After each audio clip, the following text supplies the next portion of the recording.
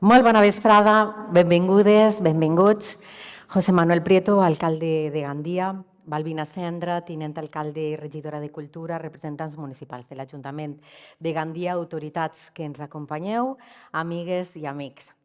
Tornem avui amb el segon dels actes de Gandia Pensa, que inauguràvem, com saben, el mes passat en aquest mateix lloc, amb la presència de l'humanista Teodor Kalifatidis. Un espai de reflexió és això impulsat per l'Ajuntament de Gandia, que compta també amb la complicitat de la càtedra Joan Noguera de la Universitat de València i del CEIC Alfons el Vell, i que naix amb la voluntat de crear un espai ciutadà per al pensament, per al diàleg i per al debat, necessari en un moment en el que vivim, com bé sabeu, i que alhora, com no, esdevinga, com deia l'alcalde l'altre dia en la primera de les conferències de Gandia Pensa, illa i far, reflexió i llum per als nostres dies que convivim amb tantes penombres. I estem molt contentes en aquesta segona activitat de comptar amb algú com Joaquim Bosch. Actualment és un dels grans referents que lluita per la llibertat individual i també la llibertat col·lectiva. És magistrat, col·laborador habitual en diferents publicacions jurídiques i en mitjans de comunicació, és investigador, és docent per a la formació de magistrats, ponent en congressos d'àmbit estatal i internacional, autor també de La pàtria en la cartera, un llibre publicat per Ariel. Ferm defensor dels drets humans, el magistrat i jurista valencià Joaquim Bosch és actualment una de les veus més rigoroses i autoritzades de la nostra societat per analitzar la situació en què es troba la democràcia actual, que ens alerta diàriament també dels riscos que comporten les derives autoritàries, ens parla de les debilitats del nostre sistema institucional, que es preocupa també per la gestió de la multiculturalitat davant el discurs xenòfob, racista i de com l'evolució digital pot ser també un perill cap a la polarització política.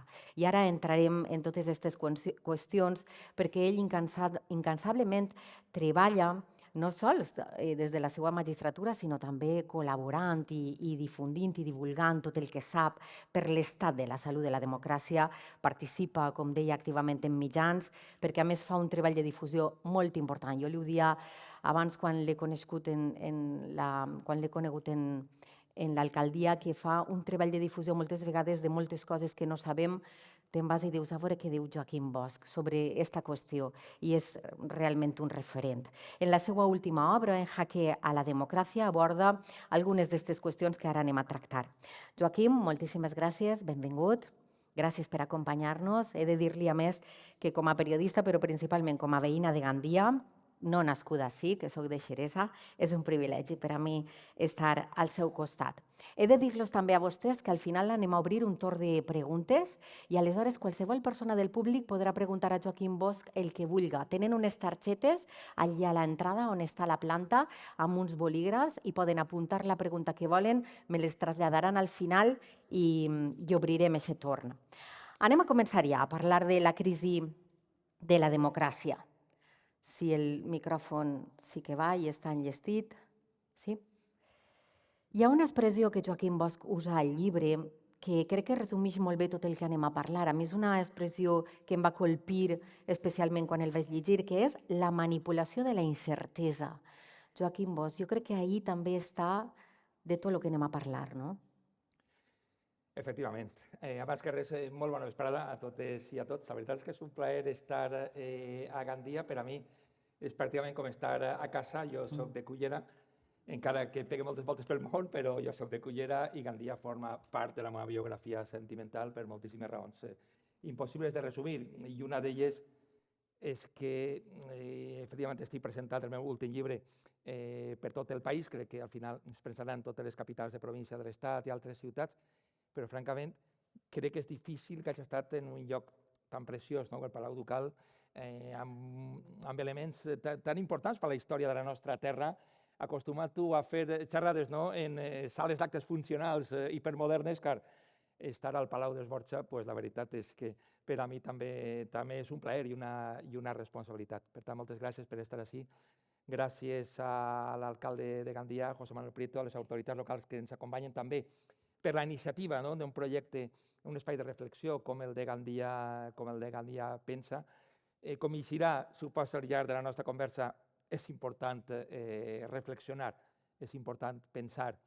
L'acció és molt important en la vida humana, però el pensament està sempre a l'avantguarda, que jo sàpiga. Primer hi ha hagut gent que ha pensat i després ha vingut moltes coses darrere. No? I per tant, és moment com intentar explicar, de reflexionar, d'analitzar tot el que està passant. Per això, gràcies per un projecte cívic institucional que convida a reflexionar, no? que convida a pensar. Moltes gràcies també a Àngels Gregori per totes les gestions per a fer possible l'acte en lo complicades que són les nostres agendes i també moltes gràcies no, a Purinalla per les seues molt amables paraules d'introducció.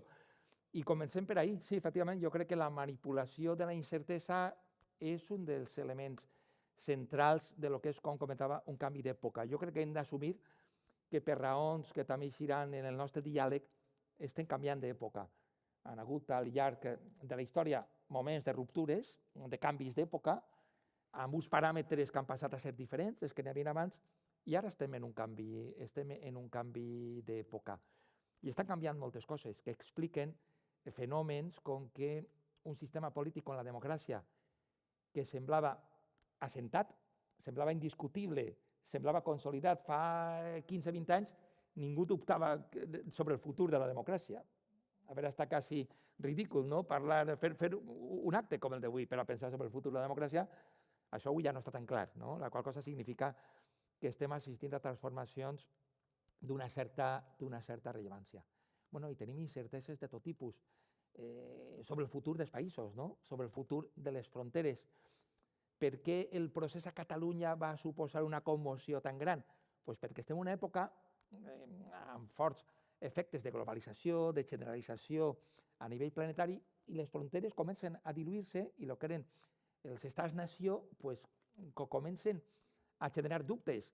I clar, una persona que té el mapa d'Espanya, que és el que és, de sobte ja no està tan clar el que és, totes aquestes coses generen incerteses, i qui parla del procés parla de tot tipus de fenòmens a nivell global. Les transformacions tecnològiques estan canviant moltes coses del paper dels treballadors i treballadores en la societat, generen pors al futur. Què és el que passarà en les transformacions tecnològiques? En tots els reptes de la intel·ligència artificial. En tot això genera efectivament temor comprensible i que crec que cal intentar entendre, no atacar-ho per si, sinó entendre això perquè genera transformacions en l'àmbit social i polític que poden portar a ruptures contra la democràcia. Les dones avui, amb tota la raó, no estan disposades a acceptar ser humiliades, ser discriminades i ser arraconades als espais de la història. I reclamen una igualtat més que legítima i no tindre que suportar moltes coses que van tindre que suportar perquè no tenien més remei les seues àvies i les seues besàvies. Això genera por en molts homes, genera actituds de rebuig perquè ningú sol renunciar als seus privilegis sense oferir resistència. I clar, totes aquestes incerteses, aquests pors d'un canvi d'època, doncs poden ser manipulades. I avui tenim instruments de manipulació quasi de tipus industrial que permeten fer tot això, fins i tot a l'extrem. Per exemple, un personatge com Trump ha pogut dir que ell és la voz de los desposeídos, un milionari, multimilionari, la voz de los desposeídos. Hi ha gent que s'ho pot creure i fins i tot donar-li suport, sent un desposeído, no? Un personatge com Elon Musk, que és l'home més ric del món, pot fer-nos creure que si fem el que ell diu, tots viurem millor, però sense que ell pagui impostos i sense redistribuir la riquesa global. N'hi ha gent que això s'ho pot creure, encara que de partida pot semblar irracional. I en última instància, tancant el parèntesi a aquesta primera reflexió, jo crec que ens hem de fixar molt bé en aquestes tendències perquè tenen paral·lelismes. Jo no dic que la nova extrema dreta siga feixisme en el llibre. De fet, intento explicar les diferències entre el que és el feixisme i el que és la nova extrema dreta, però alguns fenòmens socials tenen connexions. Allò que deia Mark Twain, de la història nunca se repite, però a veces rima. Cal veure les proximitats entre els fenòmens i a l'hora d'analitzar aquestes proximitats, jo recordo un sociòleg, amic meu, conegut, que me deia: si queremos entender lo que fue el nazismo, lo fundamental no es mirar quién fue el pastor, sinó quienes forman part del rebany. És a dir, l'important no és tant mirar el líder qui era i el que feia, sinó la manada, qui la integrava. Perquè bojos com Hitler els ha hagut al llarg de la història, molts, i ningú s'ha fet cas. El problema és quan a personatges com Hitler o els dirigents del nazisme n'hi ha milions de persones que van darrere, no? I clar, qui formava part del rebany aquell i d'eixa manada? Doncs pensem quina gent era. Eren masses de milions de persones desesperades, socialment, precaritzades, en els escombros del que va ser la Primera Guerra Mundial, persones humiliades perquè havien perdut una guerra, persones amb poques expectatives de futur, i això era la massa social del nazisme. I la que explica, si volem entendre bé el que va ser el nazisme, entendre això és molt més important que entendre si Hitler tingué un complex d'inferioritat quan era xiquet. Podem mirar, això no està mal, no? Però lo fonamental és l'altre, no? Entendre com se vertebra un moviment com el nazisme. Qui forma part avui de les masses socials dels perfils autoritaris antidemocràtics que cada volta tenen més poder i més presència? Doncs altres tipus de masses que no arriben als nivells de desesperació de lo que va ser el feixisme o el nazisme, però sí masses que partixen aquesta incertesa, aquests esports davant el futur, davant la igualtat que reivindiquen les dones, i per això els homes formen més part d'aquests moviments. Per això els joves que tenen més por al futur també donen més suport a aquests moviments, masses socials que no saben quin serà el seu paper en les societats a nivell nacional, a nivell de treballadors o treballadores perquè tenen por comprensible al seu futur, i per tant crec que és important entendre qui forma part d'aquesta massa social que estan generant les últimes transformacions d'aquest canvi d'època. Joaquim, dius al llibre que la crisi de la democràcia és anterior a l'auge de l'ultraconservador. I en quin moment aleshores es dona? Perquè sempre podem pensar que és l'auge ultraconservador, és la ultradeta la que pot arribar a trencar aquest sistema democràtic. Sin embargo, dius que ve d'abans. Podríem dir que es va produir una crisi de la mediació representativa. Ja a finals dels anys 90 n'hi ha signes d'esgotament de la representació parlamentària, però la gran ruptura, per a mi, com intento explicar, l'element que conjuga el canvi d'època jo crec que és la revolució digital. És la revolució que suposa l'aparició d'internet en les nostres vides. Jo en el meu últim llibre cite molt a dos grans pensadors, crec que són dels dos grans pensadors vius que hi ha ara. Per un costat Habermas, l'últim representant viu de l'Escola de Frankfurt, és un pensador proper a la socialdemocràcia alemana, i també Francis Fukuyama, un pensador de perfil conservador, que en els anys 90 va ser un dels principals assessors dels republicans dels Estats Units, avui distanciat a partir del gir ultraconservador de Trump, però segueix sent un pensador de perfil conservador. Els dos diuen que avui la democràcia està en perill i que la posa en perill els discursos ultraconservadors de perfil autoritari que estan vinculats especialment a això, a la revolució digital. Jo, francament, quan dos pensadors de la talla de Habermas i Fukuyama diuen això, des de tradicions polítiques de pensament diferents, un és filòsof i l'altre és politòleg, des de visions ideològiques diferents, però són gent que pensa i que en sap molt. Si diuen això, es faria cas, es escoltaria com a mínim en què alguna raó poden tindre en què la democràcia pot estar en perill i que, per tant, tenim que donar respostes davant d'aquests perills. Habermas analitza el problema, jo crec de manera molt encertada, i ens explica que la revolució digital, amb totes les diferències que puguem aplicar, que són moltíssimes, però que té punts en comú amb el que va ser l'aparició de la impremta en el seu temps, el segle XV, amb tota la multiplicació d'informació que va generar i les conseqüències en cadena que van tindre en última instància fins a trencar el que era l'antic règim, que durant segles havia mantingut unes estructures socials molt estables. Diu Habermas que la multiplicació d'informació que provoca la revolució d'internet, i més ara a partir de lo que suposarà la intel·ligència artificial, té elements en comú de coses que poden transformar-se de vegades de manera molt radical, però que poden anar en direccions diferents. És a dir, la revolució de la impremta i després la revolució industrial tingueren una orientació, però no tenia per què haver sigut necessàriament la que va tindre. En la revolució digital passa el mateix. S'estan produint uns canvis, però poden anar en unes direccions o en altres direccions. Però es poden fixar encara que sovint formem part de la pel·lícula i no sempre ho percibim, no? Tot el que ha canviat les nostres vides internet. Internet ha canviat la forma de comprar, la forma de buscar parella, ha canviat la forma de viatjar, damunt en fils paral·lels que no arriben sempre a tocar-se. La mobilitat humana s'ha afavorit per a les persones que tenen que fugir de la misèria o de la persecució per a poder sobreviure, però també la de la gent que se mou per plaer, alquila per setmanes pisos en les grans ciutats per a convertir-les en parcs temàtics i alterar el dret a la vivenda, el dret a l'habitatge, i en línies paral·leles, com estava comentat. Internet ha canviat, com sabeu molt els periodistes, d'una manera també molt profunda, els mitjans de comunicació.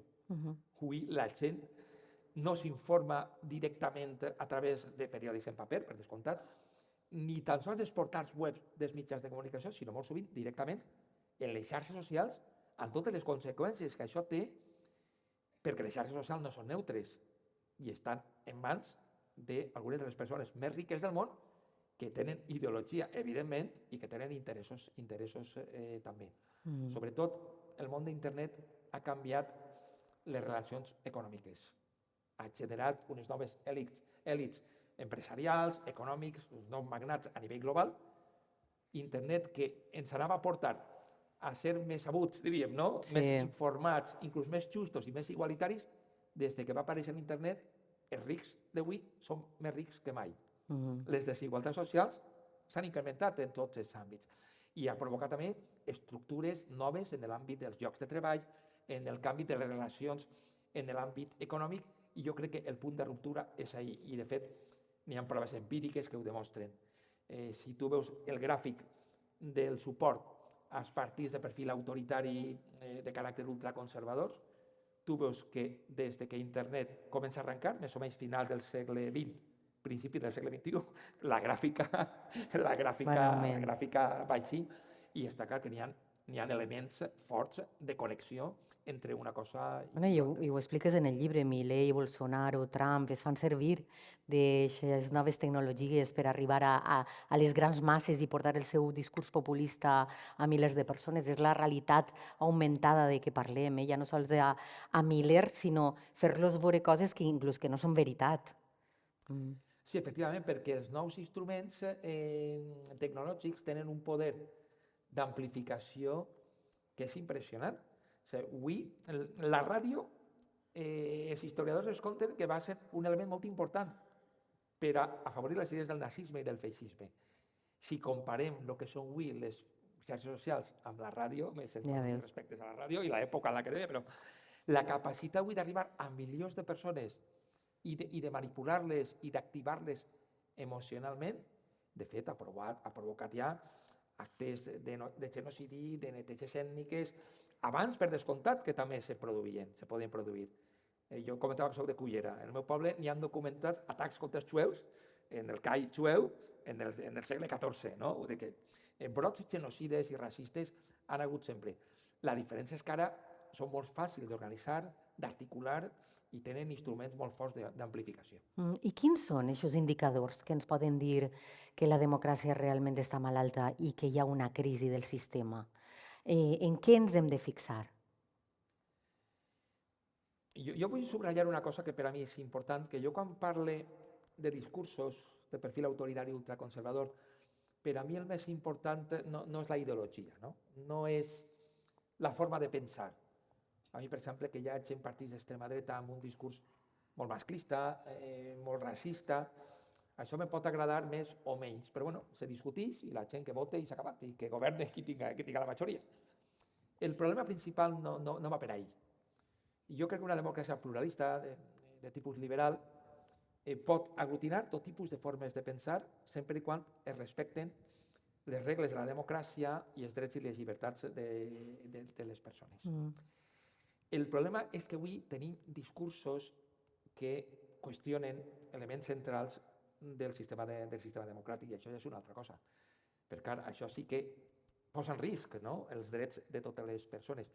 Avui, per exemple, tenim, només en l'espai més prop a nosaltres, l'espai europeu, tenim partits de perfil autoritari ultraconservador, que són ja la força política més votada en Àustria, en Holanda, en Hongria, en Itàlia, en França i en altres països de l'est, però atenció, perquè són segona força en països molt importants, com Suècia, especialment en Alemanya, al cor d'Europa, a una extrema dreta alemanya és la segona força més votada, però la primera amb molta diferència en l'Alemanya oriental, amb dirigents que justifiquen els crims del nazisme i que frivolitzen amb les atrocitats de les SS. No?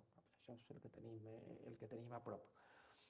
Als Estats Units, que és un país que irradia absolutament tot el que passa allí, a la resta del món, és en bona part la capital del món, o del nostre món almenys, no? Del món occidental, és evident que la victòria última de Trump va generar efectes que van accentuar les tendències que estem comentant. I què és el que té de perillós, com comentava allò, més enllà de l'ideològic? Bueno, caldria fixar, en cal que siga en un parell de pinzellades, en què consisteix el sistema democràtic. Que en bona part, com sabem perfectament, consisteix en que qui guanya unes eleccions en una democràcia representativa té dret a governar. Crec que en això estaríem d'acord, no? Totes i tots. Que guanya, governa. Però crec que també hauríem d'estar d'acord en que aquells que no han guanyat han de tindre la possibilitat de guanyar en el futur, perquè si no ja no estaríem en una democràcia. Si no se respecten les regles de l'alternança, no estem en una democràcia. I això és incompatible amb que un govern puga atacar els drets i llibertats d'aquells que no pensen com el govern, que puga controlar els espais de contrapès i de vigilància institucional, que puga controlar el poder judicial, els espais que vigilen els abusos de poder, perquè en aquest cas, perquè ha guanyat les eleccions, ja pot abusar absolutament del seu poder, passant per damunt de la Constitució i de les lleis. Trump diu que com ell ha guanyat, pot fer el que li dóna la gana, que pot passar per damunt dels jutges, per damunt dels drets constitucionals. No? Si qui guanya unes eleccions pot limitar la llibertat d'expressió, el dret de manifestació, l'actuació dels mitjans de comunicació, ens carreguem el sistema democràtic. Aquesta és la qüestió. És a dir, democràcia no és només que governa qui guanya unes eleccions, són moltes més coses, perquè si no es carreguem les regles del pluralisme democràtic. Si qui perd unes eleccions no respecta els resultats i dona suport, per exemple, a un atac al Capitoli, com va fer Trump, que va ser un col contra la democràcia, és evident que no s'estan respectant quines són les regles de funcionament de la democràcia. I el problema de la nova extrema dreta va en aquesta direcció. Va en la direcció de no respectar els principis de la democràcia i d'ahir al feixisme ja la distància comença a ser curta. És el problema. No és que la nova extrema dreta sigui feixista, és que aposta per visions de democràcia autoritària, de retrocessos en la democràcia que es poden acostar a visions de tipus totalitari. I això ja comença a ser perillós. I posaré un exemple molt clar per acabar de contestar la pregunta. Sí. El sistema més acabat de la nova extrema dreta és el sistema d'Hongria, que és un país molt elogiat pel trumpisme, però també per l'extrema dreta europea. Els dirigents ultraconservadors europeus, per a ells Hongria és el paradís. I Hongria, en justa correspondència, finança partits d'extrema dreta en Europa, a través dels seus bancs, també en Espanya, per cert. I què és el que tenim en Hongria? Per entendre quin és el paradís al que es poden portar, i que jo crec que des d'una perspectiva cívica, democràtica, hem de fer tot el possible per a no ser portats ahí. Jo no vull anar ahí, la veritat, no vull anar ahí. Hongria és un país en el que n'hi ha eleccions, però sempre es guanya el mateix partit. És una democràcia autoritària. No? Perquè controla les juntes electorals, els mecanismes de vigilància electoral, ha colonitzat el poder judicial, fins i tot jubilant a jutges per a col·locar als jutges del règim normal, ha generat tot tipus de xarxes clientelars en l'administració pública, fins a l'extrem que una entitat tan prestigiosa com Transparència Internacional en els rànquings sobre medició de corrupció dels últims anys situa a Hongria com el país més corrupte amb diferència de la Unió Europea. Això és el que tenim a Hongria. I en el fons de les seves polítiques és un país que vulnera els drets de les dones en matèria d'igualtat d'oportunitats, de dret a l'avortament, de quin és el paper de la dona en la societat que està confinada en aquestes concepcions a l'àmbit domèstic i familiar, a tindre xiquets i prou, que vulnera els drets de les persones homosexuals. De fet, l'última iniciativa és una llei per a prohibir la manifestació de l'orgull gai i qualsevol exteriorització de l'homosexualitat en públic, i és el paradís al que es volen portar. De fet, algunes coses quasi vos sonen, segur, i que no hauríeu relacionat amb Hongria venent d'ahir. Allò de que no es puga parlar de violència masclista, que siga violència familiar, que no es puga parlar de perspectiva de gènere, això està copiat d'Hongria. Això del PIN parental, ho recordareu, que no es puga parlar dels homosexuals en els instituts i en les escoles, tot allò ve directament copiat d'Hongria. Perquè així ja tenim una avançadilla d'on ens volen portar i crec que aquests signes són els signes de retrocés democràtic de perill.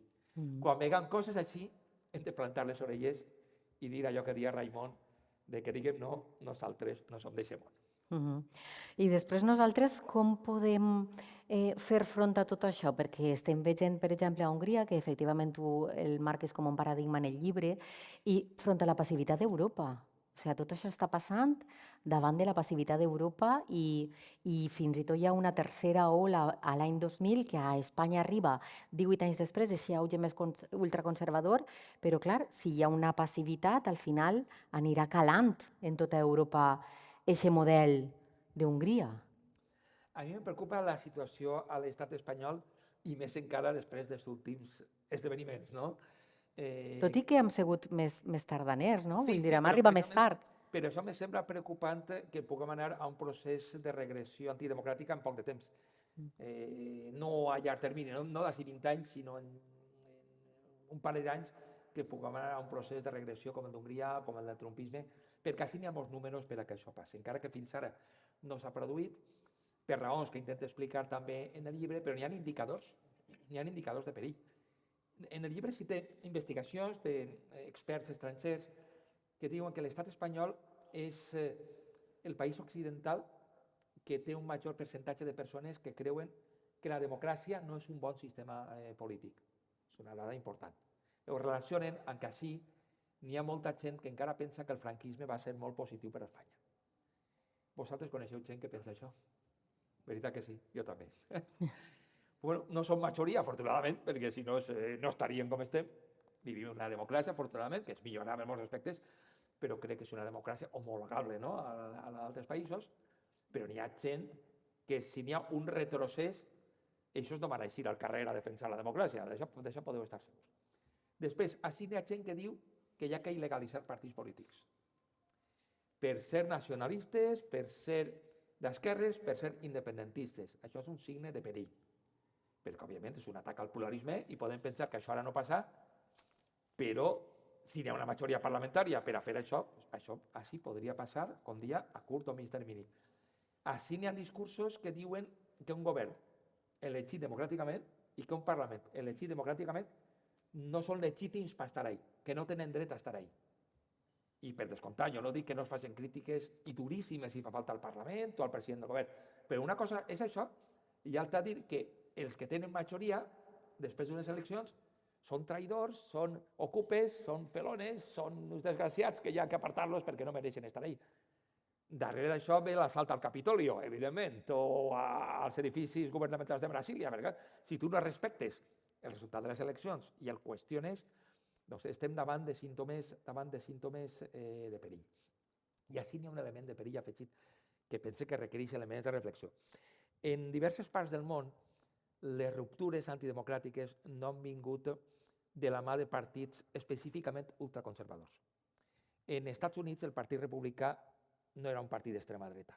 Era un partit d'ordre tradicional, conservador, dins del que és la democràcia nord-americana, que formava part de les internacionals i dels foros internacionals dels partits de dreta convencional i que, de fet, Trump ja va intentar en l'anterior mandat fer un gir d'involució al sistema democràtic, però van ser alts càrrecs del Partit Republicà els que no ho van permetre. I, de fet, en gran part l'assalt al Capitoli va ser frenat per altres institucions de l'Estat de les quals formaven part càrrecs del Partit Republicà que de cap manera van acceptar un atac a la democràcia que trencara l'alternança.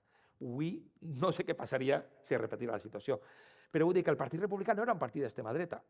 Però aleshores com es produeix aquest retrocés de la democràcia? Ahí n'hi ha un gir que està marcat per les circumstàncies que comentava, venen de transformacions en els sistemes polítics i en les noves formes de fer política. Però en Hongria, que comentàvem abans, la Unió Hongaresa, o Fidesz, de Viktor Orbán, era un partit democristià que formava part del grup popular del Parlament Europeu, fins que va ser expulsat pels seus homòlegs, quan la Unió Europea començà a sancionar a Hongria per vulnerar els drets de les persones homosexuals i de les dones. En Israel, dins de les particularitats d'aquella part del món i de les atrocitats genocides que s'estan perpetrant segons els tribunals internacionals, el Likud era un partit de dreta convencional que ha fet un gir cap a l'extrema dreta. Per tant, jo crec que una pregunta molt pertinent per a intentar entendre la situació de l'estat espanyol és: aquest gir de la dreta convencional cap a posicions ultraconservadores es pot produir en Espanya també o no? Per dir-ho més clar, el Partit Popular pot girar cap a posicions trumpistes a curt o mig termini? No sé què pensareu vosaltres. Jo, francament, crec que no ho podem descartar. Jo no ho voldria perquè jo entenc que en una democràcia té que hi haurà una dreta democràtica, una esquerra democràtica, fins i tot no me perturba quan dic que hi hagi una extrema dreta si respecta les regles del joc o una extrema esquerra que respecten les regles del joc. I és evident que en algun moment la dreta convencional guanyarà les eleccions, per descomptat, i governarà aquest país. Jo voldria que ho fera sempre des del respecte als principis democràtics, però crec que n'hi ha signes, com comentava, que són de perill i que no podem descartar de cap de les maneres. Quan comento aquestes coses hi ha gent que me diu no, això sí no passarà perquè Pedro Sánchez té molta sort i guanya sempre. És molt listo, sempre s'enganya, tot el dis bé, té un as en la màniga. Jo sempre admiro aquesta fidelitat militant, no? Però de veritat, jo he vist majories parlamentàries més sòlides i més fortes que l'actual que s'han enfonsat estrepitosament. I això, òbviament, passarà també així. I quan això passe, a mi m'agradaria que la dreta d'aquest país fos una dreta homologable als discursos conservadors que són equivalents en altres democràcies i que no anem cap a un procés de regressió, però crec que n'hi ha perills. Només caldria un enduriment del discurs de la dreta convencional o, més possiblement, un canvi de líder o de lideressa, jo crec que m'enteneu perfectament, i un esfonsament de la majoria parlamentària per anar no a una mera alternança política, sinó a un procés de regressió democràtica com el d'Hongria, el dels Estats Units o d'altres, i per tant jo crec que la ciutadania més compromesa amb els valors democràtics ha de ser conscient del que pot passar a curt termini en el nostre país i plantar cara a qualsevol possibilitat de retrocés en matèria de drets i llibertats. Seria l'única forma de blindatge, que la ciutadania mateixa siga la conscient. No hi ha una protecció per part de les institucions, etc., de que aquestes coses no passin. La regressió està allí? Sí, entenc perfectament la teva pregunta i és completament pertinent. Jo crec que les dues coses, no? Per descomptat, que el paper cívic de la ciutadania ha d'estar ahí i jo això no ho minimitzaria en absolut. Això és que la gent no pot fer res. Bueno, depèn. Jo, per exemple, he tingut fa poc unes eleccions en França i en Alemanya, que tenen resultats que en algunes coses poden agradar més o menys, però és evident que allí n'hi havia por a un increment de discursos rupturistes a la democràcia i hi hagué una forta mobilització cívica, que explica en bona part els resultats que en un context de creixement de l'extrema dreta també hi hagué moltíssima gent que va anar a defensar el sistema democràtic. És a dir, que se va prendre en sèrio, no?, el futur del sistema democràtic, i jo crec que així, a pesar de moltes coses que estan passant, encara n'hi ha moltíssima gent que li preocupen aquestes coses. Jo estic presentant, com comentava, el meu últim llibre per tot el país i, en general, veig sales plenes com així i la gent molt conscienciada. Però és evident que la resposta encara més efectiva és l'autoprotecció de les institucions democràtiques. I ahir crec que hem d'acceptar que hi ha moltes insuficiències que estan sent utilitzades pels discursos més antidemocràtics. No podem presumir de viure en una democràcia quan n'hi ha molts sectors socials que avui no tenen garantit el dret a una vivenda digna, a un habitatge digne, o que es costa pràcticament tot el salari. En aquestes batalles se l'ajuda el sistema democràtic. Si la democràcia no complís els seus compromisos, sobretot en matèria social, això... Si l'estat del benestar no està ben assentat... Quan hi ha molta gent que no té garantida les seves necessitats bàsiques, sobretot quan la gent jove, que no obliden que és on se concentren el major percentatge de suport a aquests discursos antidemocràtics, veu amb moltes incerteses, parlaven de la manipulació de la incertesa, veu amb molta por el futur. Jo tinc 2 fills de 21 i de 17 anys, estic convençut que tenen molta més por al futur de la que jo tenia a la seva edat. M'acabo de trobar en uns quants companys de la facultat, al fa moment. Jo crec que nosaltres tenim molta més il·lusió perquè el futur ens oferia més possibilitats de les que avui té la gent jove. I com comentava, en aquestes batalles se la juga la democràcia. O resolem aquestes coses o per ahir el transatlàntic de la democràcia se pot esfonsar com el Titanic. Més encara, no podem presumir de viure en una democràcia i cada dia despertar-nos en un nou escàndol de corrupció política i que no se prenguen mesures. I no estem parlant de 4 pomes podrides, descarriades, estem parlant d'una corrupció política que està completament instal·lada en les institucions, que no afecta a la majoria dels polítics. Jo no tinc cap dubte que la gran majoria dels polítics són persones honrades, que l'únic que volen és millorar la vida dels seus veïns i de les seues veïnes, però està clar que en els espais institucionals hi ha coses que no funcionen. I els principals partits, en lloc d'afrontar el problema de veritat, de veure com el resolen, perquè és evident que el problema està diagnosticat. N'hi ha molta gent que en parla d'aquests problemes. Els organismes europeus ens fan informes anuals duríssims contra Espanya, dient-nos el que tenim que fer, i no hi ha voluntat política de resoldre aquests problemes. I l'actitud dels principals partits bàsicament ha sigut: tu tens més casos de corrupció que jo. Fa, no, els teus són més grossos que els meus. I clar, això no és una solució al problema. La solució al problema és qui vulgui seguir governant i que vulgui tirar els que estan en el govern, que ens diguen quines són les seues propostes. Com van a solventar este greu problema de credibilitat institucional que provoca un distanciament enorme de la ciutadania. I en aquestes batalles també se la juga la democràcia. És a dir, el descontent és un símptoma que hi ha coses que no funcionen bé i crec que ahir els principals partits en les institucions tenen que fer un esforç per a reforçar el sistema democràtic. Al final també sempre totes aquestes coses han vingut del descontent, de la massa, i ha passat. I sempre pensem que Europa era un espai segur i és en Europa on està passant tot això. Cites a Javier de Lucas, que a més és de la Universitat de València, i ell diu que, clar, una crisi de la Unió Europea és una crisi també de la llibertat, de la igualtat, de la justícia. Sempre pensem que hi ha organismes supranacionals que estaran ahí per a velar per les institucions, per la democràcia, per els drets fonamentals, i resulta que Europa no està, tampoc. I tot això està passant en tots els països europeus i va venint cap ací, clar. Sí, Javier de Lucas per a mi també per això aquesta falta de confiança. Ha estat un gran mestre, no? I efectivament és una persona que ha analitzat allò, un llibre, no? El que parla del naufragi d'Europa, no? No el naufragi de les pateres, que també, sinó el naufragi d'Europa, no? De la pròpia Europa, perquè Europa es va concebir com una unió de països per evitar el que va portar a les dues grans guerres i al final a Auschwitz en última instància, no? Per a buscar espais de democràcia i de convivència en matèria de drets i llibertats, precisament, per evitar en el que s'està convertint Europa. Ja, és que clar, què queda d'això? En un club de països autoritaris que és tot el contrari per a lo que es va fundar la Unió Europea. La Unió Europea es va fundar per a lo contrari. I crec que Europa està sent víctima també en bona part d'aquestes insatisfaccions en el compliment de compromisos fundacionals de la democràcia i de la pròpia Unió Europea. És a dir, si els països de la Unió Europea, com ha passat així, sobretot a partir de la gran recessió, 2007-2008, va ser un element, si veus la gràfica del creixement de l'extrema dreta, ahir encatinem més cap a dalt, no?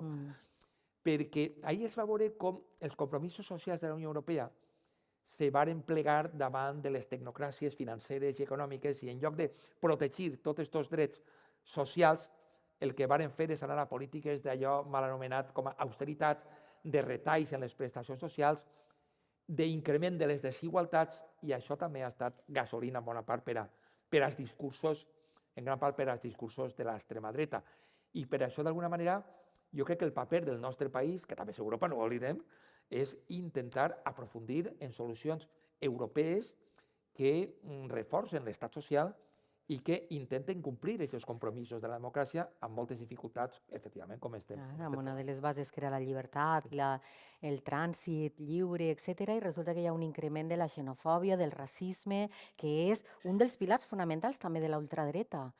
I trenca també aquest sistema democràtic, xenofòbia i racisme. La xenofòbia i el racisme són un dels conflictes inherents a l'època en la que estem vivint, sobretot per una raó, perquè la mobilitat humana és absolutament inevitable. Això ho anem a tindre i és impossible d'evitar. I davant d'això podem actuar de dues maneres, no? gestionant la multiculturalitat, que està ahí per a quedar-se, perquè els nivells de mobilitat humana cada volta van a ser majors. I a banda, és que els necessitem també, i ells també necessiten poder aportar tot el que tenen. Jo, com comentava, jo soc de Cullera, i jo conec molta gent que treballa en el sector de la taronja i treballen també en la Safor. Bueno, si no fora per la gent de fora, la meitat de la collita se quedaria en els arbres, i el mateix passa en l'hostaleria, en la construcció, en l'assistència domèstica i en tantíssimes coses. Tots els estudis del Banc d'Espanya i d'organismes es diuen que és al contrari. Avui necessitem més gent de fora de la que tenim, i a banda que és que està molt bé que persones que necessiten estar així puguen estar. Això passa en tot el món occidental. Així tenim prop de 6 milions de persones de fora, que han nascut fora. És impossible expulsar a 6 milions de persones, que això no va passar, a banda que l'economia del país s'esfonsaria. Per tant, el que podem fer és gestionar-ho constructivament o utilitzar-ho de forma manipulatòria, manipular la incertesa, en això també, la incertesa que genera que vinga gent de fora, el desconeixement de la seva cultura, de la seva forma de comportar-se, o integrar la diferència. Com no poden ser expulsades 6 milions de persones, ni les desenes de milions de persones dels Estats Units, ni les que estan en Itàlia, els dirigents ultraconservadors en el poder el que fan és utilitzar això de manera simbòlica.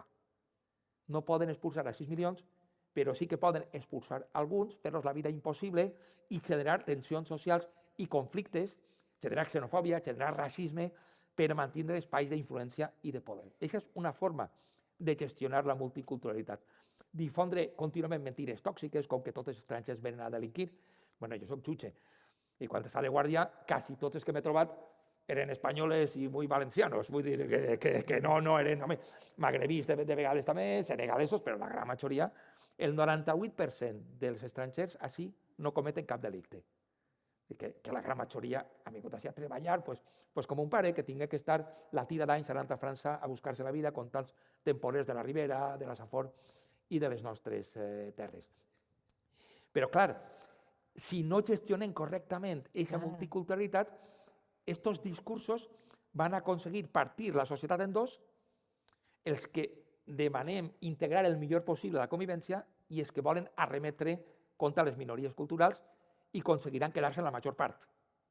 Perquè aquests discursos de forta base emocional, perquè el racisme no el va inventar Hitler, com comentava en Cullera, ja se matava jueus fa la tira de segles, o se gestiona bé des de les institucions, l'estrangeria, explicant la realitat de les dades, explicant el que ens aporten. Una bona política de comunicació, d'educació, també. O els discursos xenòfobs serviran per a fer créixer també els plantejaments antidemocràtics. Perquè, clar, també crec que no sabem gestionar-ho, vull dir, tot això ja està passant.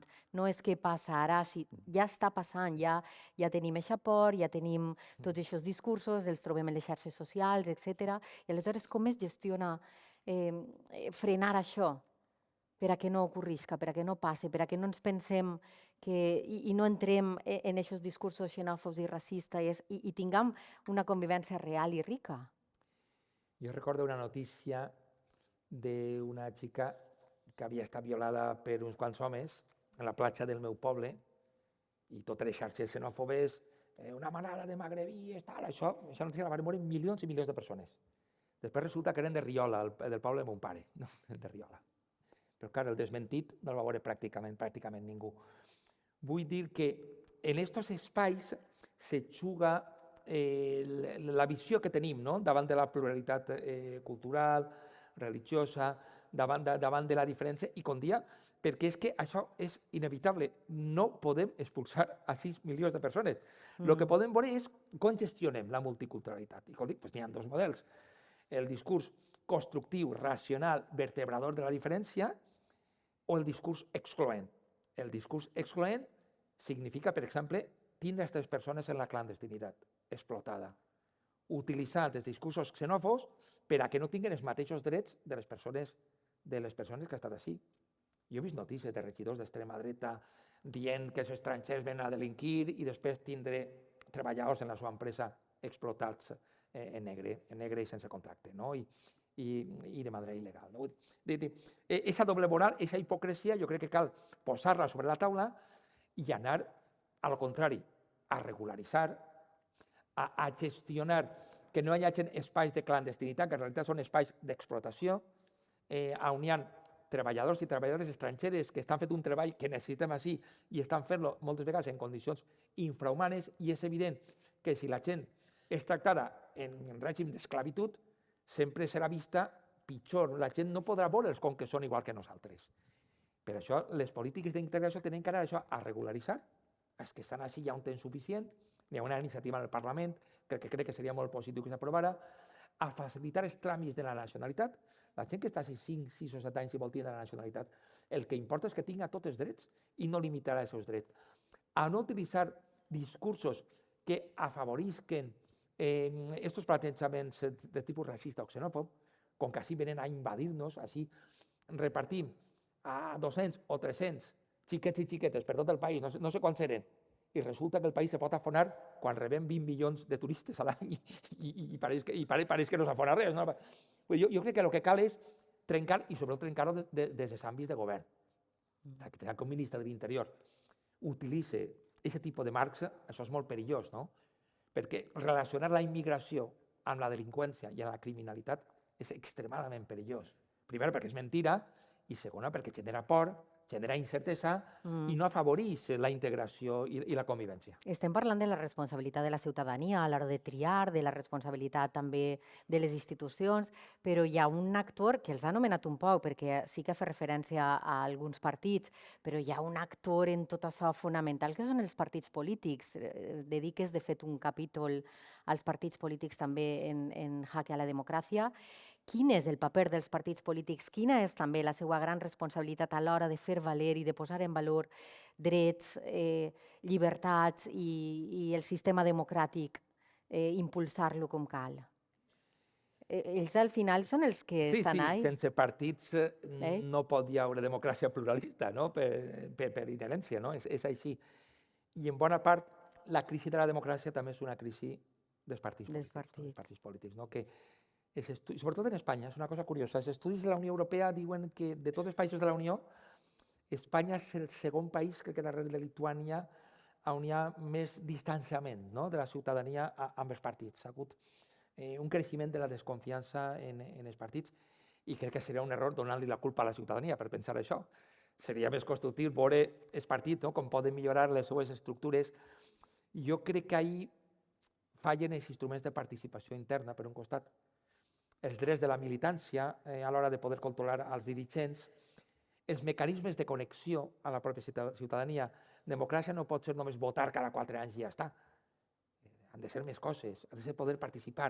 Per això crec que és molt important reforçar tots els mecanismes participatius en l'àmbit de totes les administracions, des de la local, l'autonòmica, l'estatal, els mecanismes de transparència sobre el que fan les institucions. Però jo crec que en els partits és molt important el control dels seus dirigents. Primera, que siguin elegits democràticament, que això avui no passa en tots els partits.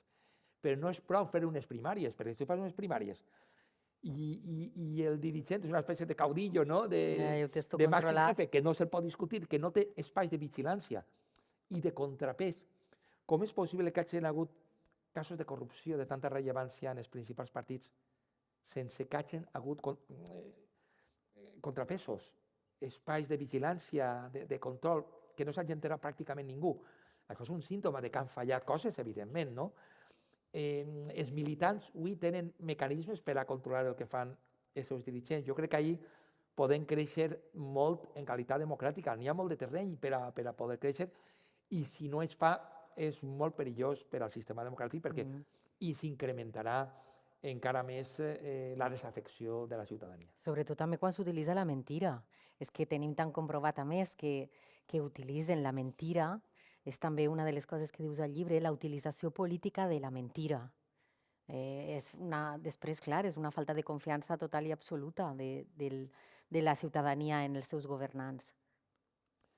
I no sols en l'àmbit polític, sinó en tot l'entorn que genera opinió pública. Hi ha un article molt important de la Constitució, que és l'article 20, que se relaciona amb la llibertat d'expressió, ben fet, perquè és un tema molt important, però ahir també se regula la llibertat d'informació, que no és el mateix, que se confon. Llibertat d'expressió vol dir poder opinar lliurement. Ho pot pensar que el govern municipal de Gandia actual és el millor de la història. de la ciutat. I altres poden pensar que és el pitjor. Bueno, això És opinió. és opinable, no? Poden dir. Això no és un fet, això és una opinió. Però la llibertat d'informació és una altra cosa, perquè va sobre fets concrets. Si ho diu que el president del govern, avui, en Nova York, li han entregat un maletí en 10 milions d'euros, això és un fet, això és una opinió. Si se demostra que el president del govern s'ha passat tot el dia en Madrid, és evident que això és una falsetat tòxica. I no se pot tolerar. És a dir, les mentides afecten els fets. I mentre que sobre la llibertat d'expressió jo crec que no hi ha res que legislar, crec que avui se vulnera massivament amb tècniques industrials els fets de sobre moltes coses. Abans parlava de la manada magrebí de Cullera, que no era magrebí, no? Pues mentides com aquestes estan vulnerant el dret a rebre informació veraç de la ciutadania. L'article 20 regula que tenim dret a no ser manipulats, a no ser enganyats. Jo crec que sobre això s'ha de legislar i s'ha de regular el funcionament de les xarxes socials, l'anonimat que afavoreix. No parla de que la gent utilitza pseudònims, sinó de que no se puga mai saber pràcticament qui està darrere de pseudònims, no? Que es puga delinquir impunement en les xarxes socials, que es puga difondre falsetats tòxiques amb exèrcit de vots, amb mecanismes industrials molt ben organitzats i molt ben finançats. Jo crec que sobre la mentira, que és un problema d'aquest canvi d'època, se pot legislar, però això s'ha de llançar des de les institucions.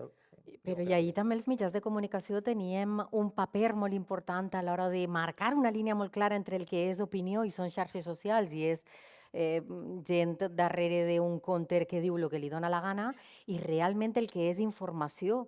I els mitjans de comunicació ahir han fallat també, perquè aquesta línia tan fina no han sabut marcar-la bé, no hem sabut també, jo he treballat durant molt de temps de periodista, no hem sabut ser qui realment dia les coses de veritat. Ens hem també posicionat, hem sigut part d'aquesta polarització social i política que s'ha donat i que ha sigut fruit també de tota la tecnologia digital, tota la digitalització que s'ha produït, no?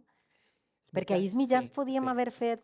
Jo crec que els mitjans de comunicació han estat notablement influenciats de manera comprensible per la revolució digital, clar. Avui ja no se llegeixen diaris en paper, com comentava, avui les xarxes socials són l'espai on més opinió i més informació se genera i això ha influït molt també.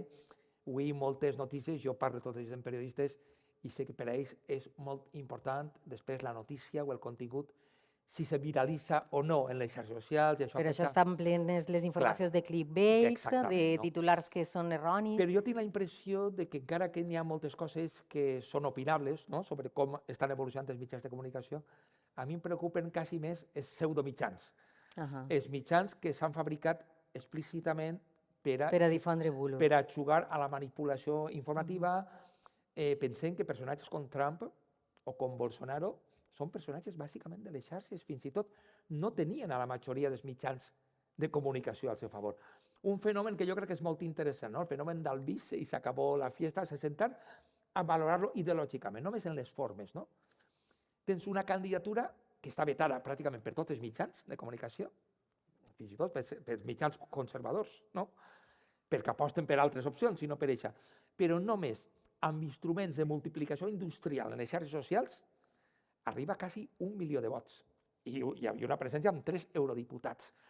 Això ens demostra que avui està canviant molt com s'arriba a la ciutadania, quins són els temes que entren en l'agenda política i pense que per això, per ahir, cal fer reformes democràtiques que són absolutament necessàries. Un major control. Anem a parlar un poc també del seu àmbit com a magistrat, en esta de vaga. Aleshores, és també 6 vagues al llarg de... La primera en 2009, al llarg d'estos últims anys. La falta de regulació expressa es torna a qüestionar també la legitimitat dels jutges. Clar, sempre quan pensem en el sistema democràtic, en els valors, en el que ho ha de sustentar, el sistema judicial ha de ser sí o sí un dels pilars més forts. I, sin embargo, sembla que sempre està ahí tambalejant-se. Els jutges, a veure, què fem amb els jutges? Clar, el Consell... Què penseu dels jutges? Esteu contents en ells o què? Regular.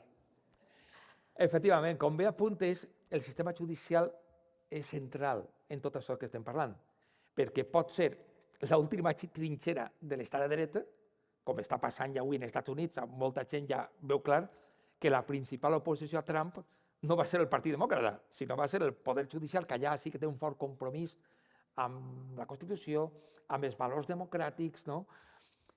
I ja la batalla és oberta, no?, entre el trumpisme i el Poder Judicial dels Estats Units, i en Itàlia també està passant una mica el mateix, no?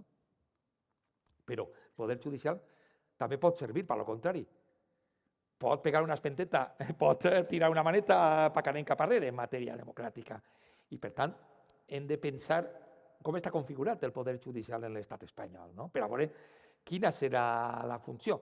Si anem a un procés com el trumpisme, d'ací un any o dos o tres, que com comentava, això pot passar perfectament, què podem esperar, no?, del Poder Judicial? Si farà com els jutges nord-americans o aplaudirà si anem cap arrere? Aquesta és una mica la qüestió, no? Quin Poder Judicial tenim així? Bueno, ja que estem en un lloc, com dia, històricament sense comparació, i que estic al costat de casa, vos puc contar un secret. Va, us vaig a contar un secret. Però no el podeu contar, a veure si sigo ahí a la plaça Major, davant l'Ajuntament, i el primer que veu, mare meua, el que mos ha contat este jutge, que passada, que fort. No contaré, veritat? Me prometeu que no ho aneu a contar? Un secret sobre els jutges espanyols. El secret és el següent, sí. Tots els jutges tenen ideologia. I els que vos diguen que no, sempre són de dreta o d'extrema dreta. Això no falla mai.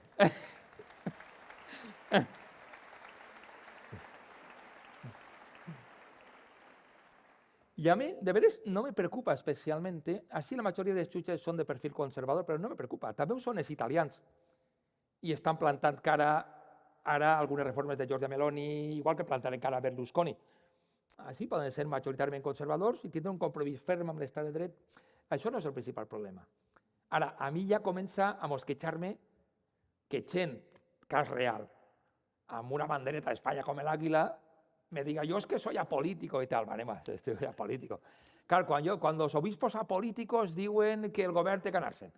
Els jutges apolíticos diuen que hi ha que canviar el govern. I jo cada volta que vaig a Madrid, no sé per què, me trobo un taxista político que me diu de tot contra el govern. Pues clar, jo recordo allò de que els últims militars apolíticos que diuen que hi havia que fer alguna cosa estigueren 40 anys en el govern. Apolítico. Franco dia usted haga como yo y no se meta en política, no dia Franco.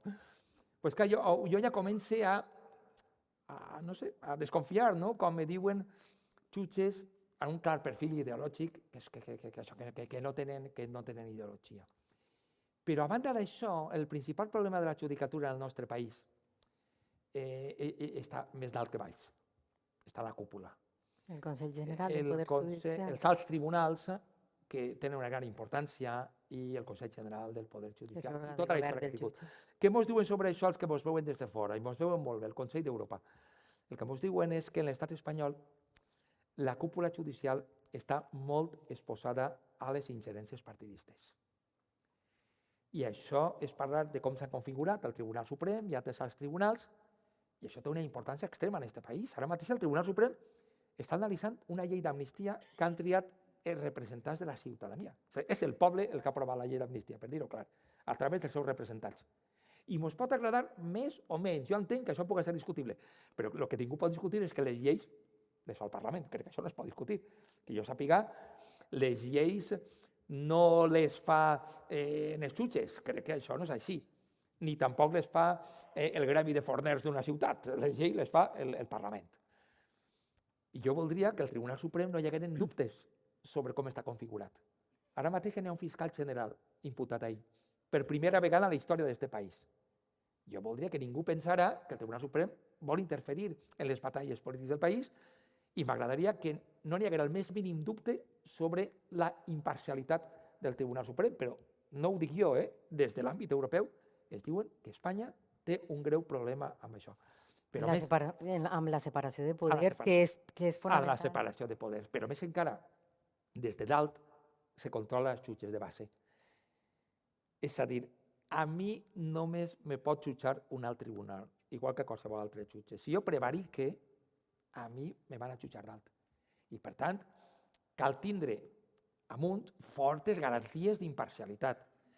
Perquè si un jutge té la tentació de practicar l'ofer, interferir en la batalla política, si creu que des de dalt ningú el va molestar, això és una invitació a la pràctica de l'oferta. Bueno, jo faré el que sigui, que és que els únics que me poden parar, a mi no me van a parar. I això és un problema en el nostre país. Però, a banda del que estic comentant, que és una qüestió problemàtica, n'hi ha hàbits en la nostra judicatura que necessiten de reformes democràtiques que tampoc s'han produït, perquè així va hi haure una transició del franquisme a la democràcia, amb coses positives, amb coses que podien haver-se fet millor, però crec que almenys no es pot dubtar que hi hagué una apertura de les institucions polítiques ocupades per càrrecs del franquisme per a que entraren també altres que no havien estat càrrecs del franquisme. Molts càrrecs del franquisme continuaren, és una història que se dissimula, però moltíssims càrrecs del franquisme varen seguir en democràcia. El primer Parlament democràtic, el de 1977, tenia 112 antics ministres, secretaris d'Estat i càrrecs del franquisme. 112 no són 3 i 4. N'hi hagueren continuïtats, però almenys no es pot negar que se va obrir a la societat, a les institucions polítiques. En la judicatura això no va passar. Els mateixos que estaven al franquisme, després varen continuar, fins avui. Jo no vull dir amb això, òbviament, han passat ja diverses dècades, que els jutges d'ara siguin franquistes, però que n'hi ha hàbits, que n'hi ha tendències i que n'hi ha formes d'actuar que obeeixen a aquestes continuïtats i que no s'han produït les reformes democràtiques que tenien que haver canviat la judicatura. I per posar un únic exemple que me pareix claríssim, es poden fixar en les formes. Jo ja no parlo ni de qüestions ideològiques, en les formes. Ara que s'estan filtrant molts vídeos i àudios d'actuacions de jutges, ahí teniu, hi veu actituds xulesques, prepotents, irrespetuoses, intimidatòries. Això és normal. Jo vos dic que jo conec la judicatura d'altres països europeus, vos asseguro que això no és normal. En altres països els jutges no bronquen a la gent, no es parlen amb faltes de respecte, perquè aquest era l'estil de la judicatura del franquisme. Perquè era una judicatura que estava concebuda no com un servei públic, sinó com un poder d'autoritat de l'Estat per a intimidar i per a fer por. La judicatura del franquisme feia por. Bueno, feia por, és que te jugaves la vida. I aquests canvis no han tingut una regeneració interna, no han tingut de polítiques en l'àmbit del masclisme, que està molt present en la judicatura, de determinades concepcions religioses que de vegades són lesives contra la llibertat d'expressió, de les actituds, de com concebre una declaració o un judici. I ahí, efectivament, jo crec que n'hi ha moltes coses que s'haurien de millorar. Però aleshores no es pot reformar, no es pot proposar ninguna resposta a tot això, no? Des del govern, des de les institucions, com es pot canviar això, el que passa dins de la judicatura, canviar-ho per a regenerar-ho, si és la pròpia judicatura la que no vol i és conservadora? Com fer aquesta... Bueno, jo puc explicar algunes propostes possibles i viables, algunes de les quals estan ara en el debat públic. Jo penso que ahir, si me permeteu un arrebat de sinceritat absoluta, abrumadora, si voleu, crec que ahir l'esquerra política té una gran responsabilitat en la situació actual. Diríem que la configuració de l'actual sistema judicial ha beneficiat d'una manera evident a la dreta política i només tenim que veure com estan configurats els tribunals.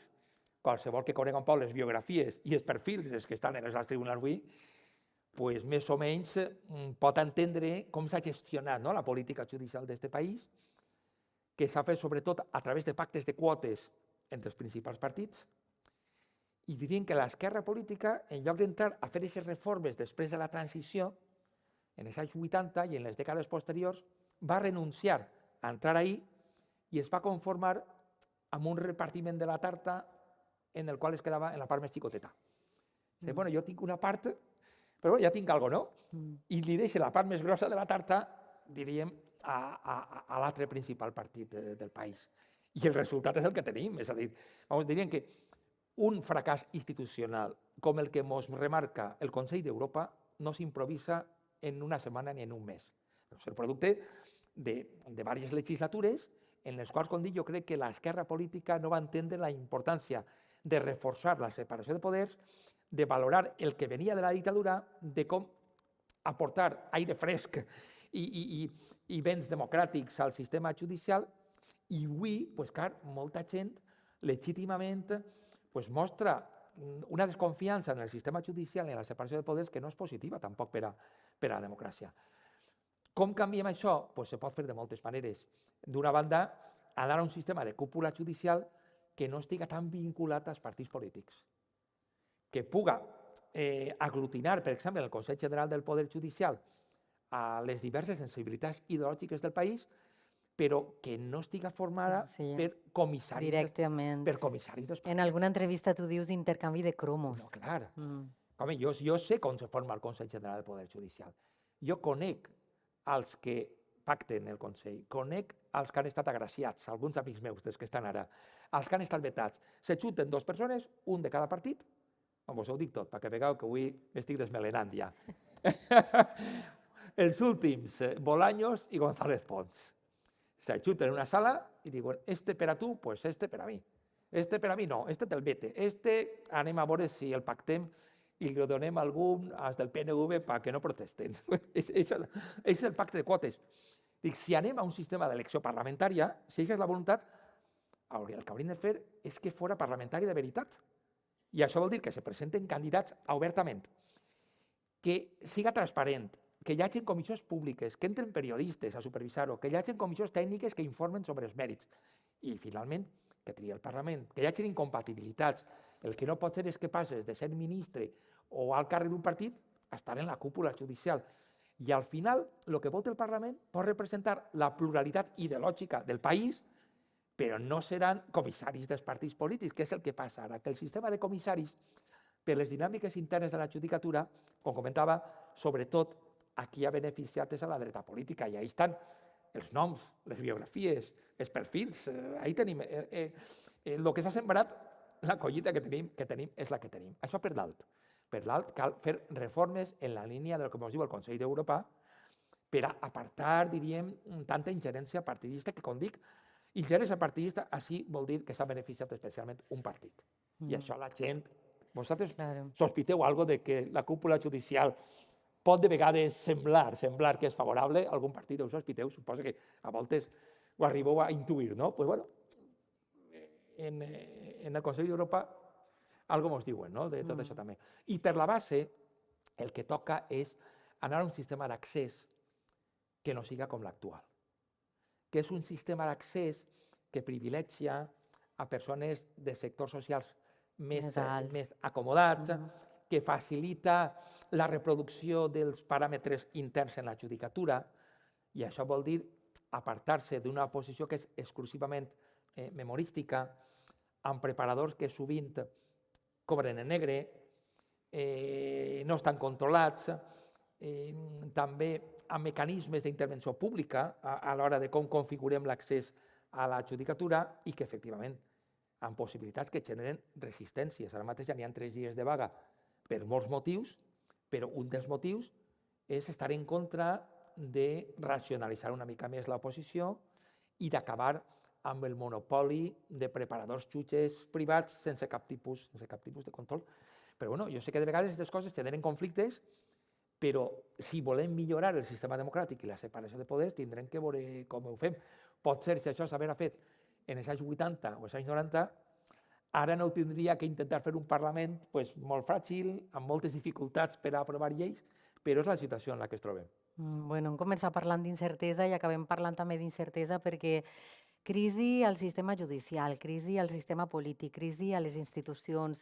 Vegem com els drets humans, Europa no diu res a ningú dels països que estan xafant-los contínuament.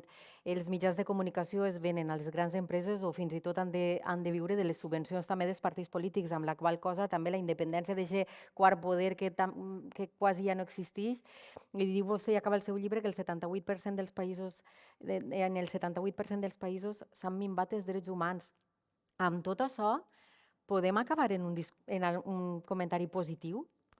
Sí, jo crec que sí. Tampoc he vingut així a deprimir-vos i a fer-vos plorar, tampoc és això. No, però sí que jo intento alertar de situacions de perill.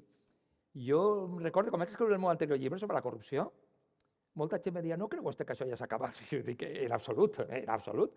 I bueno, jo feia una broma l'altre dia en les xarxes socials, en Instagram, en lloc d'un llibre tenia que haver escrit una enciclopèdia en un tomo anual actualitzable, no? Perquè això sembla que no s'acabe mai, perquè, clar, Si pensem que no hi ha problemes, doncs no podem diagnosticar correctament el que està passant.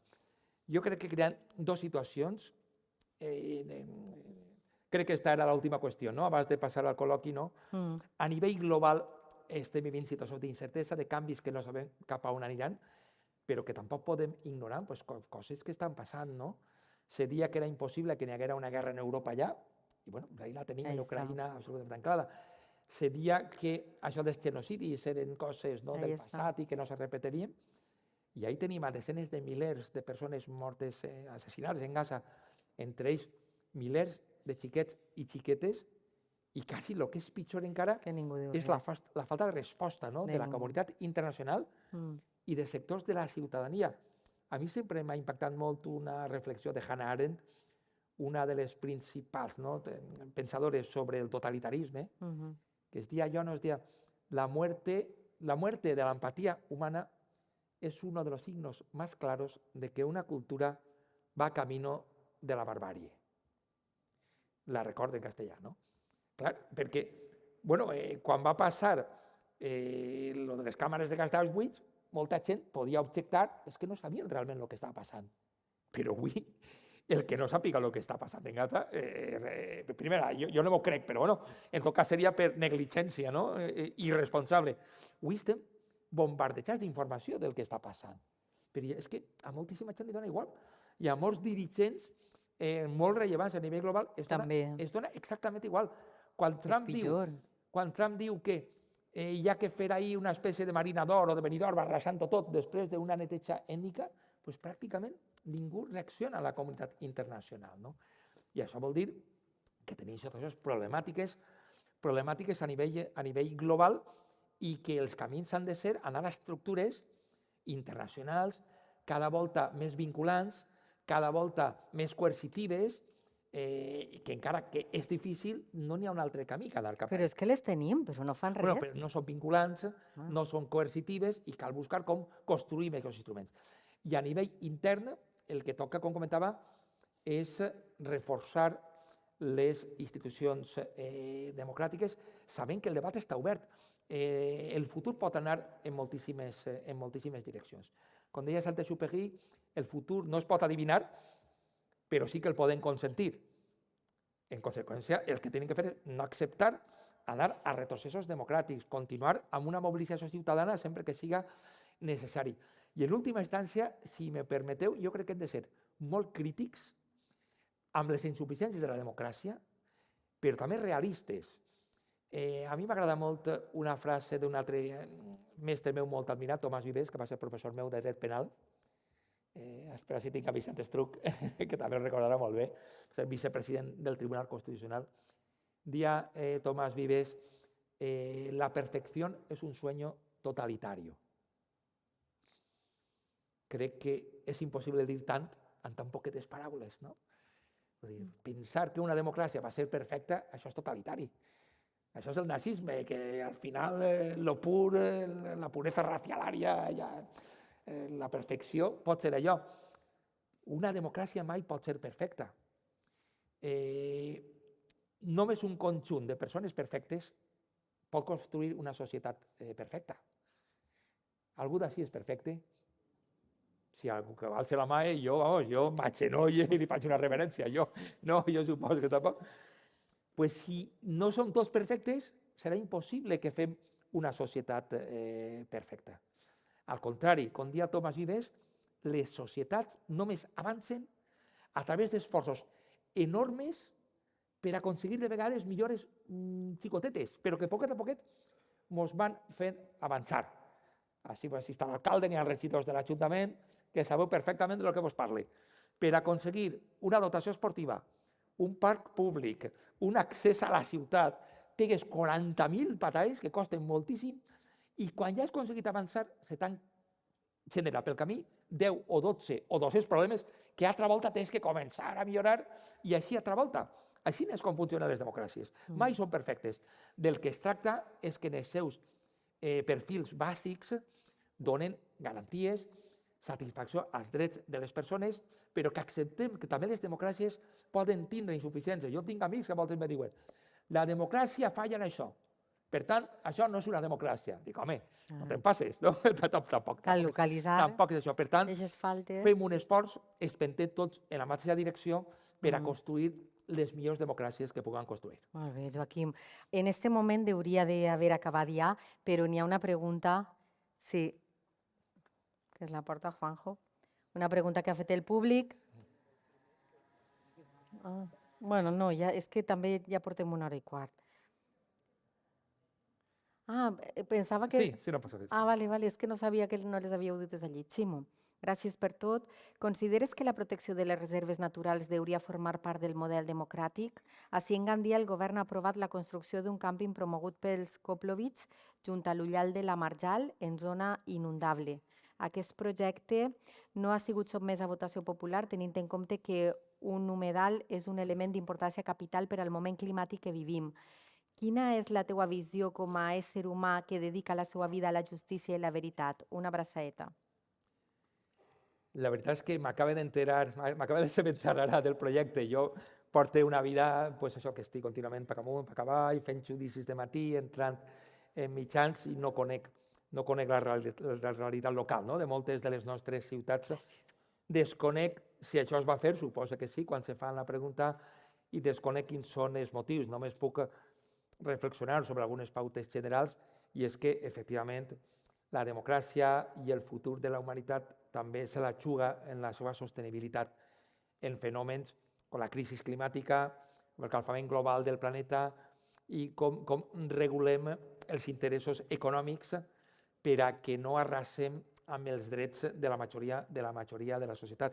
En conseqüència, tot allò que ens permeta protegir els nostres espais naturals, que ens permeta fer una gestió política compromesa amb els valors mediambientals, jo crec que això és una aposta, no?, per al futur de la humanitat i dels nostres espais. Me resulta impossible acabar de conèixer aquest problema sense pronunciar-me sobre ell, però en tot cas crec que aquests paràmetres són els que s'han de valorar. He de demanar-te que sigues un poc més breu, perquè em pensava que sols hi havia una pregunta i havia ajustat el temps a una pregunta i resulta que hi ha més. El perill per a la democràcia és la nova extrema dreta, és obvi, però què opina de la nova esquerra, que venia a regenerar la democràcia com heredera del 15M, enfront als casos de corrupció que assolen el govern, es limiten a apretar els punyets i enfadar-se molt sense deixar de donar suport al govern? No sé quina nova esquerra, perquè ja n'hi ha diverses noves, ja no sé a quina... Sí, bueno, jo crec que però bueno, l'esperit de la pregunta jo crec que està molt clar. Jo, en línies generals, intente no citar massa les directrius de funcionament dels partits polítics, perquè soc jutge en actiu, intento plantejar tendències generals, i a mi no m'agrada una nova esquerra o una nova extrema esquerra o una nova extrema dreta que puguen col·lisionar en les estructures de la democràcia, si existeix. És a dir, jo crec que des de postulats de dreta o d'esquerra avui se poden respectar els valors democràtics i intentar millorar la societat.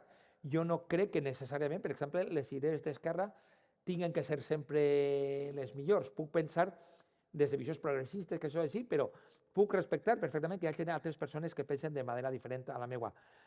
Les possibles contradiccions, les incoherències dels moviments polítics de la nova esquerra crec que han de ser valorats per persones d'un perfil diferent al meu. Crec que no soc el comentarista més apropiat per a poder entrar en aquestes qüestions. Un estat garantista genera processos llargs que beneficien els rics i provoquen indefensió en els pobres, no genera desigualtats, no genera espais d'incertesa, no hauria de ser més àgil la justícia per a millorar la democràcia?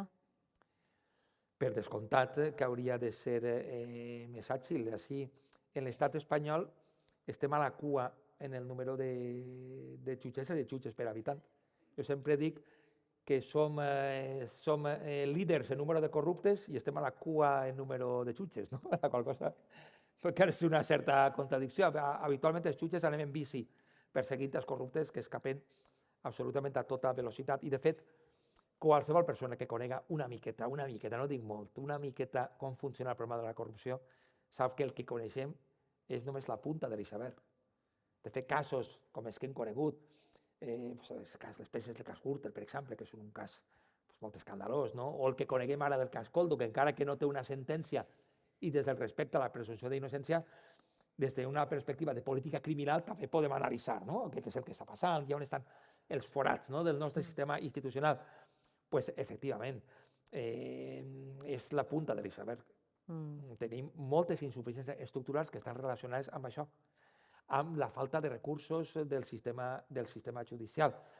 I clar, a mi me fa gràcia, jo recordo un dirigent polític molt enfadat per lo que tardava la justícia en avançar. Dic, però home, si tu eres un dels responsables de que no tinguem mitjans i després, quan te toca, protestes, doncs clar, els jutges no som els que tenim que decidir quins mitjans i quins recursos tenim. Això ha de ser un tema d'un gran pacte d'estat per la justícia i contra la corrupció, que articule millor la nostra legislació i els nostres mitjans. I, efectivament, tenim un sistema judicial que claríssimament no dona una resposta adequada a la ciutadania.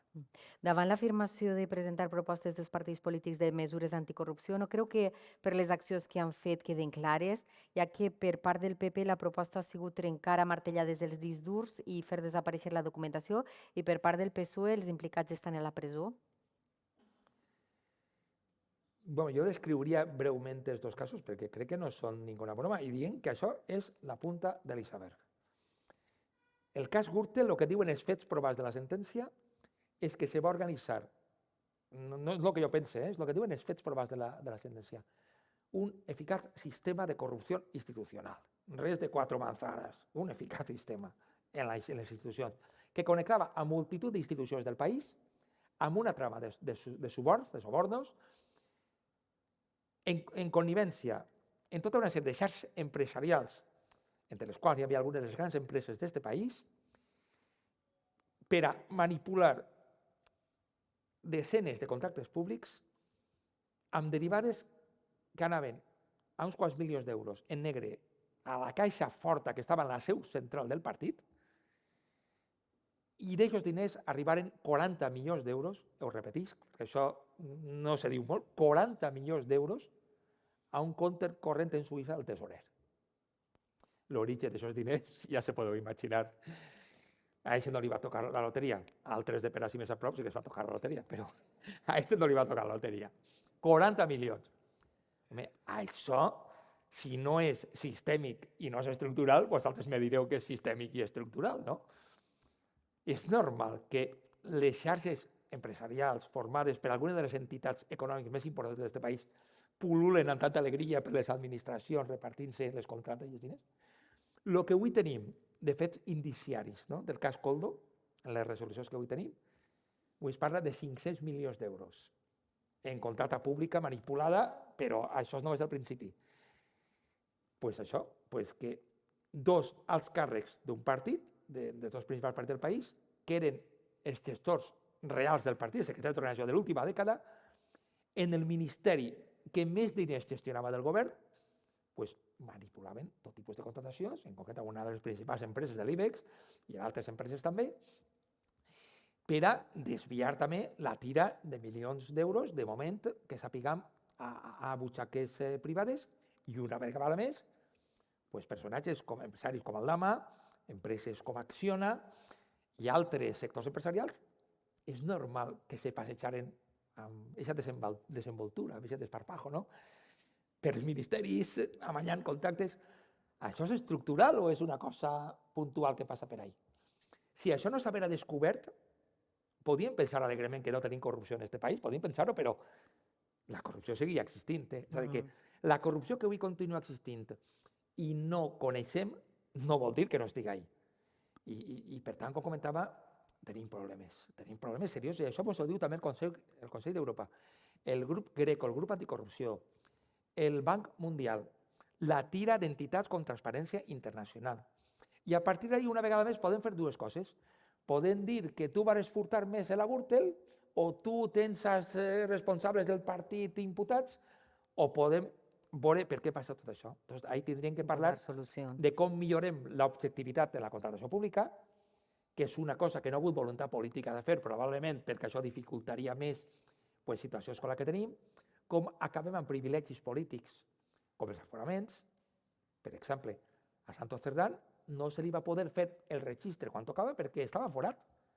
I en moltes situacions això dificulta i és una trava per a poder investigar la corrupció. Possibilita que el polític pugui triar el tribunal que més li convé, que és un benefici intolerable. El tema de les portes giratòries. Per què tantes grans empreses de l'IBEX tenen les portes obertes de vegades per a manipular contractes o per a tindre beneficis? Doncs perquè hi ha connexions directes amb el poder polític. Són reformes molt fàcils de fer. La reforma de la Constitució per acabar els aforaments només requereix majoria absoluta del Congrés i del Senat. No requereix, no la reforma complexa, que requereix dissoldre les cambres. És la mateixa reforma que fa poc recordareu que se va canviar el nom de les persones discapacitades, que quasi ni s'enteraren perquè es va fer en una setmana.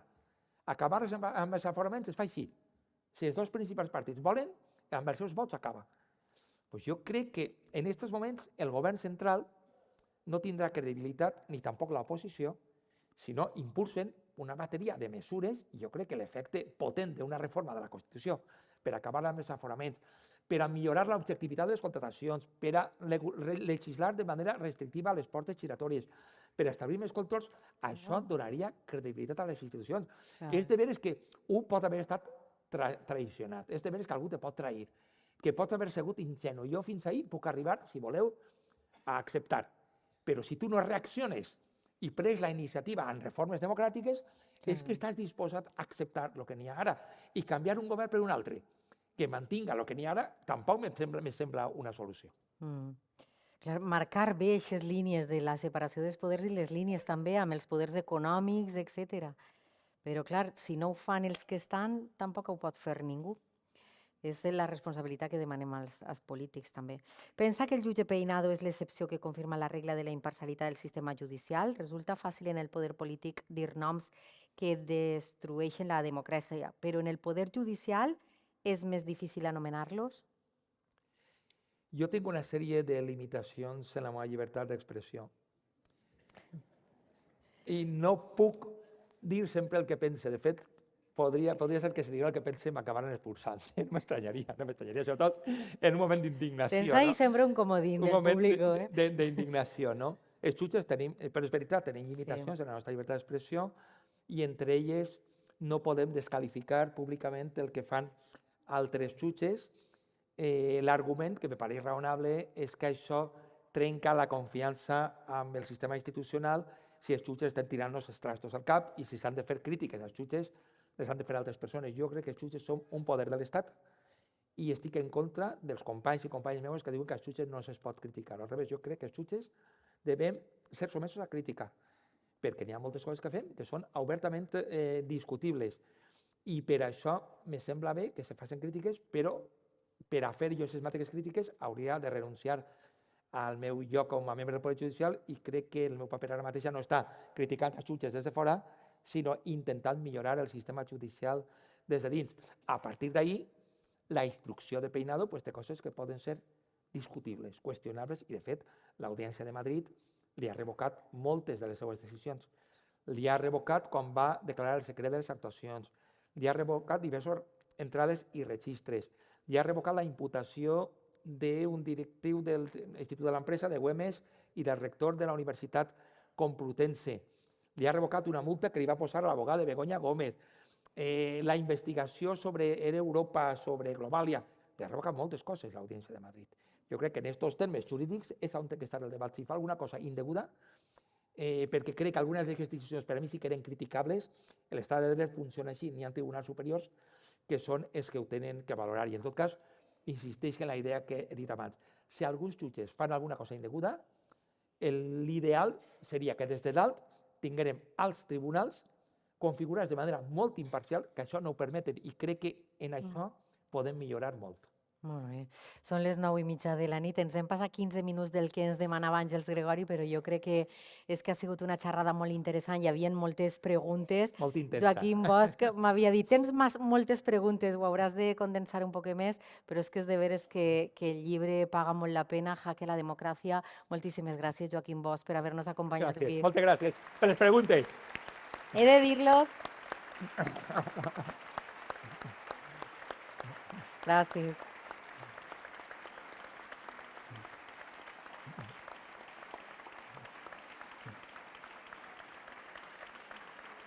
un privilegi haver-lo... Ha sigut un privilegi haver-lo tingut. I he de recordar-los abans d'anar-nos-en que en octubre, en la tardor més o menys, tornarà Gandia Pensa després de l'estiu, tornarem a tindre aquestes trobades, els informarem perquè hi haurà una tercera de les xerrades i per supost els esperem a tots. Molt bona vesprada, molt bona nit, moltíssimes gràcies.